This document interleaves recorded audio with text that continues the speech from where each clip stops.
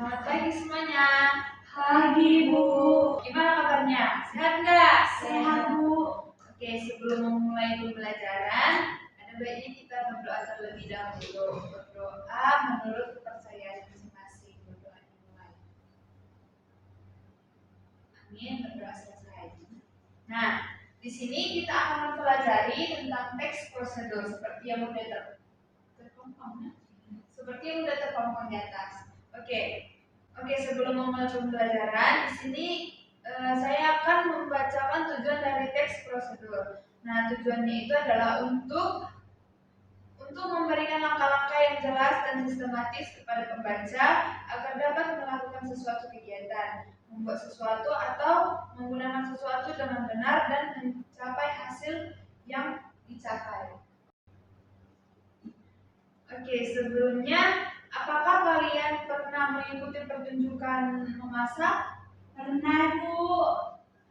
Jika pernah, hal apa aja yang kalian lihat di pertunjukan itu?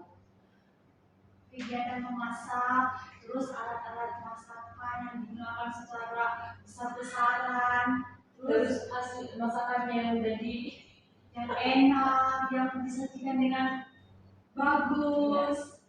Oke, maka dari situ kita akan membahas materi kita.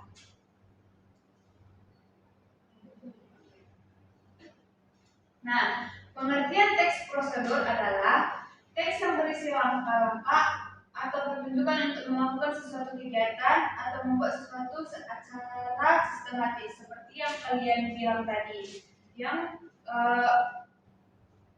kalian lihat di pertunjukan memasak itu. Nah, selanjutnya ciri-ciri teks prosedur. Nah, ciri-cirinya itu ada 5. Yang pertama itu berisi langkah-langkah, yang kedua menggunakan kalimat perintah, yang ketiga menggunakan kata kerja tindakan, yang keempat menggunakan bahasa yang jelas dan mudah dipahami, yang kelima itu bertujuan memberikan petunjuk kepada pembaca. Nah, selanjutnya ada struktur teks prosedur. Struktur teks prosedur itu ada 3. Yang pertama tujuan. Nah, tujuan ini menjelaskan hasil yang ingin dicapai. Dan yang kedua itu alat dan bahan. Nah, alat bahan ini menjelaskan perlengkapan yang diperlukan di saat memasak nanti. Nah, yang ketiga itu langkah-langkahnya. Langkah-langkah ini menjelaskan tahapan kegiatan secara utuh.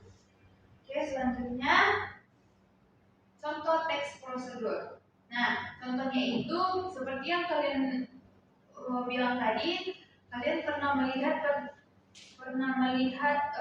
pertunjukan memasak nasi goreng.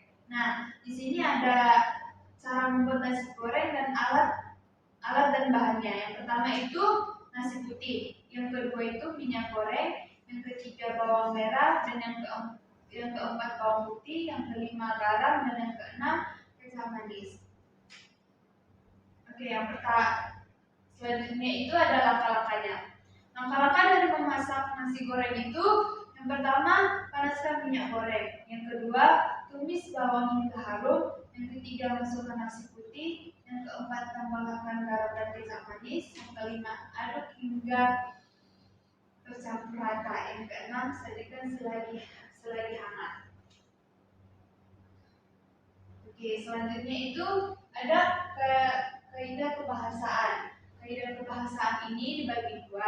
Yang pertama itu kata kerja imperatif. Nah, contoh katanya itu ada 5. Yang pertama panaskan, memasukkan, tambahkan, aduk, dan sajikan.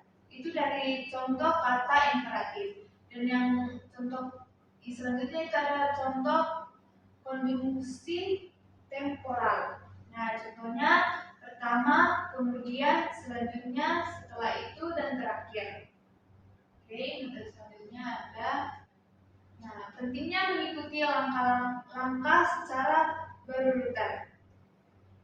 Jika langkah tidak dilakukan dengan benar, maka hasil yang diperoleh tidak sesuai harapan. Tujuan kegiatan sulit tercapai, dapat terjadi kesalahan dalam proses pengerjaan. yang terakhir itu pengerjaan menjadi kurang efektif. Oke, dari materi yang saya sampaikan, di sini Ibu akan memberikan pertanyaan. Nah, di mana pertanyaannya itu adalah apa yang akan terjadi jika langkah-langkah dalam teks prosedur tidak dilakukan secara berurutan? Ada yang tahu? Saya, Bu. Oke, Agnes. Mungkin hasil akhirnya tidak sesuai harapan, Bu. Cukup baik juga. Gimana dengan email? Makanya tuh bisa. Mungkin pengerjaannya kurang tepat, Bu. Oke, sudah benar. Jawaban dari kalian itu sudah memuaskan. Nah, di sini kita menyimpulkan pembelajaran pada hari ini. Nah, kesimpulannya itu yang pertama, teks prosedur berisi petunjuk untuk melakukan suatu kegiatan. Yang kedua, struktur teks prosedur terdiri atas tujuan, alat dan bahan serta langkah-langkahnya. Yang ketiga, teks prosedur menggunakan kata kerja, imperatif dan konjungsi temporal. Yang keempat, langkah-langkah yang harus dilakukan secara runtut agar tujuan tercapai. Oke, sekian dari pembelajaran kita pada hari ini. Semoga pembelajarannya dapat bermanfaat bagi kehidupan kalian di sehari-hari. Oke, sekian dan terima kasih.